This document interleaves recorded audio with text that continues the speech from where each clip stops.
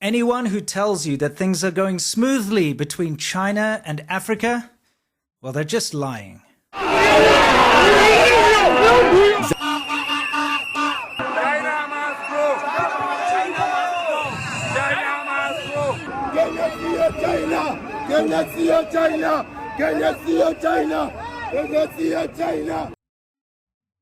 So if you want to know how African people feel about China, well, how about you ask an African who has a lot of experience living in China? How about you ask me? I am African, I am South African, and I've seen how China operates in Africa. And I'm going to tell you a little bit about it, and I'm going to tell you why, yes, on the political level, you'll always see the presidents and the governments around Africa and China playing nice and pretending everything is okay and patting each other on the back, but in reality, Africa and China don't get along. So you're out on a date, and it's at a nice fancy restaurant, and it's time to pay, but you whip out this fat, massive, unwieldy, horrible-looking wallet and throw it down on the table. That's not going to impress anyone. It's time to slim down, and Exter's got you covered.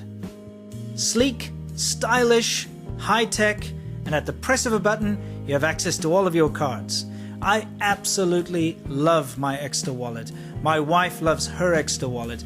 Everybody I know who's gotten an Exter wallet loves their Exter wallet. Don't be that guy carrying a boat anchor around in your pants.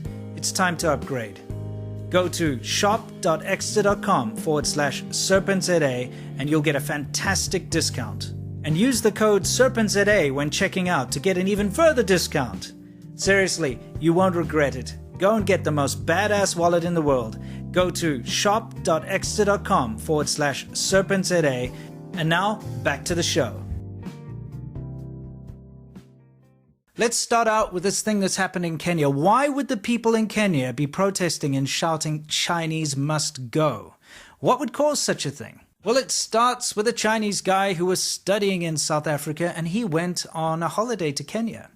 And when he was in Kenya, he noticed that a lot of the goods that he saw being sold on the side of the road and in the supermarkets were cheap Chinese goods that had a markup on them. Now, of course, anyone knows that if you're going to make money and survive and earn a living, you have to put markup on your goods. When you import stuff from another country like China, you have to first go and source the goods. So you're flying there, or you're finding a way to source these goods. You're getting them sent over, you're paying your customs, you're paying your taxes, you're paying all the other nonsense. Finally, you get the goods, and after all the costs that are involved of bringing it over, you still have to put a markup on top of those goods in order to sell them. But, you know, in his mind, he sees something that's worth, I don't know, 50 cents being sold for $1.50 or $2. And he's like, well, I can get that stuff real cheap directly from the source in China, the stuff that's already being sold here. And there's evidently a market because the stuff's being sold here. So why don't I just bring it in real cheap and then sell it real cheap, and I can capture the market? And that's what he did. And so what he did was something that Chinese businessmen have already successfully done in South Africa. And that is to set up a mall, like a big shopping mall type thing, where goods are imported directly from China and sold at a reduced cost. Now in South Africa, there's a place, it's called China City. It's set up right near the airport, you know, where all the goods get flown in. The stuff comes in cheap, gets put in there and gets sold real cheap to the locals, and undercuts all the competition, of course.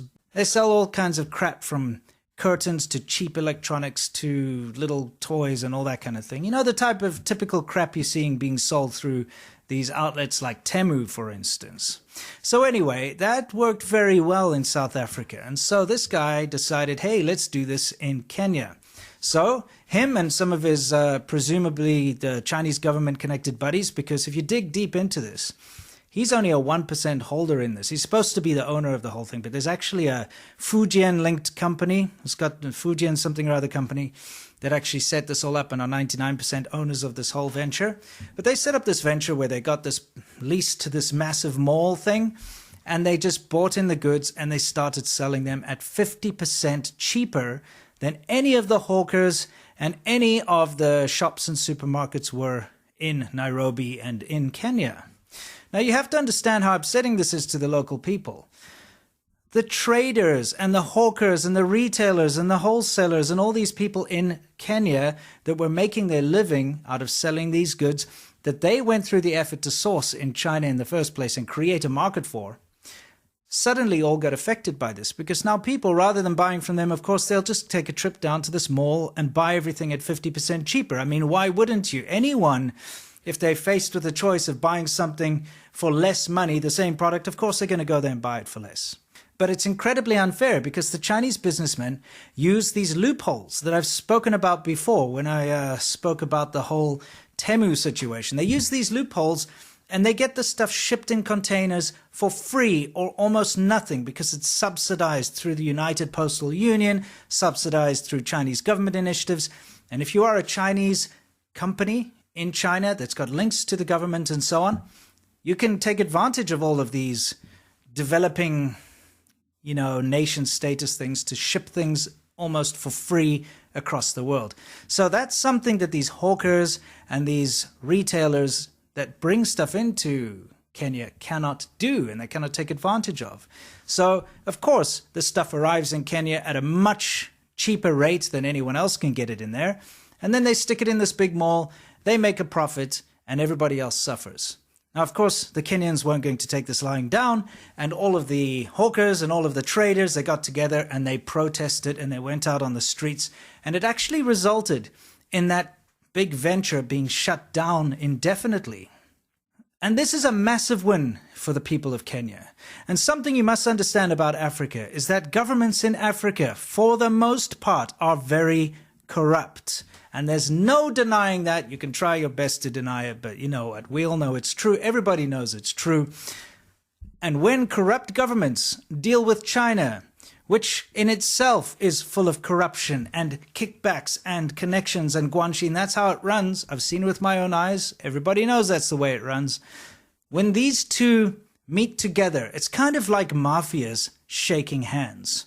They're very happy to work with each other because they operate in very similar fashions. This, of course, has an incredibly detrimental effect on the people of those countries because the governments are the ones in charge. The governments can make all the decisions. The governments are corrupt, but the people cannot change that. So, of course, the government officials know that they'll get millions of dollars, they'll get fancy cars, they'll have lots of money, they'll be able to do whatever they want because of these lucrative deals with China. But the average person on the street sees nothing of that and actually suffers even more because of these corrupt deals. I'm going to give you some examples of that. The African Union building that was built by China at a cost of 200 million. Now, of course, it was a very good play on the part of China to do such a thing. They built this beautiful building for the African Union in Ethiopia, and everything seemed all good and well until it was found out that it was actually bugged with surveillance equipment. So what was happening is they discovered microphones in the desks and in the walls of the building, and they also discovered that between 2012 and 2017, every night the servers were uploading all of the data that had been collected and had been on the network. Everything that had been done was being uploaded to Shanghai every night. After this was discovered, it actually took a year before any of this information came to light. And that's because the African Union, who actually denies that the building was bugged, independent reports and cybersecurity experts and all of that have confirmed that this was the case. But the African Union and China both were like, no, there's no bugging equipment in there. Oh yeah, whatever, microphones in the walls and desks. That's not surveillance, that type of thing. But of course, the African Union knows that to disrupt its relationship with China is much more detrimental than exposing these underhanded tactics that the Chinese government uses in Africa. Chinese operations in Africa have been incredibly detrimental to the environment in Africa and to people's lives. I'm not just talking about the forests that are being cut down. I'm not just talking about the fish that have been outfished around the seas of Africa by Chinese fishing companies who come in and they do these underhanded corrupt deals to get their fishing boats registered as local vessels, and then they use them to just strip mine the seas, for lack of a better word. I'm not just talking about the illegal gold mining and other kinds of mining that just destroy the landscape everywhere and just leave the landscape bare and barren and fallow. It's terrible. I'm also talking about the wildlife. traditional Chinese medicine demands has led to the extinction or near extinction of many rare animals across Africa. You know, you hear about all this poaching for ivory, you know, save the rhinos, save the elephants, all that kind of nonsense. Well, that only exists because of this incredibly high demand for ivory and other specific animal parts, pangolin scales, things like that, from China. And when you have an unregulated demand from a population as large as China, well, you could do the math. These poor creatures don't stand a chance. I'm always flabbergasted by the attitude most of the world has towards China. The fact that most people do not see China for what it is, which is a neo-imperialist country. They're doing colonialism in Africa. They're doing the kind of thing which by now I think everybody around the world has realized is the wrong thing to do. Colonies are a thing of the past. But here we see China repeating the same sins that have been condemned for generations now.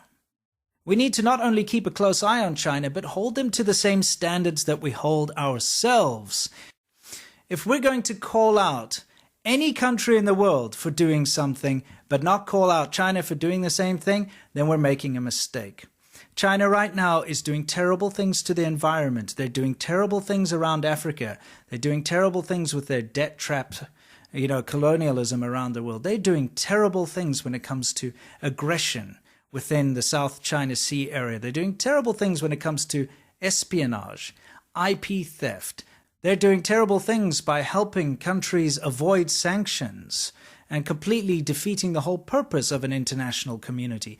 They've done terrible things covering up and muddying the waters surrounding the COVID pandemic, leading to a lot of unnecessary confusion and death. China needs to be held to the same standards. Now, the way you can keep up to date with what China's doing is by following my live show every Friday. You may be familiar with my videos that focus on China, but if you want up-to-date coverage of China, you should join us every Friday on the China Show. I've been doing it for something like 3 years now, and we cover the latest news. We have different segments on what's new, on the Soft Power Hour, where we talk about how China is trying to change your mind through the media, through internet, through all sorts of means. We also take a look at all the other funny things that are going on. It's a lot of humor in the show. There's a lot of seriousness. We focus on all sorts of interesting things when it comes to China subcultures, China in the international news. It's a fantastic show, and I would love all of you to join me there every Friday. The link is in the description below and in the pinned comment. I hope to see you on Friday. And also don't forget that I actually have a secret show which you can join if you go to patreon.com/ADV podcasts, and the link is also in the description below. I can't wait to see you guys on Friday on the show. And until next time, you know the drill. As always, stay awesome. All the Kenyans, like a monkey. Even Uhuru, Kenyatta. All of them. It's like a monkey. Yeah, sure. The president of this country. Yeah, sure. Like a monkey people. I don't like. Talk with them. Smell is bad, and poor, and foolish, and black. Who like them? Why not the right people, like the American?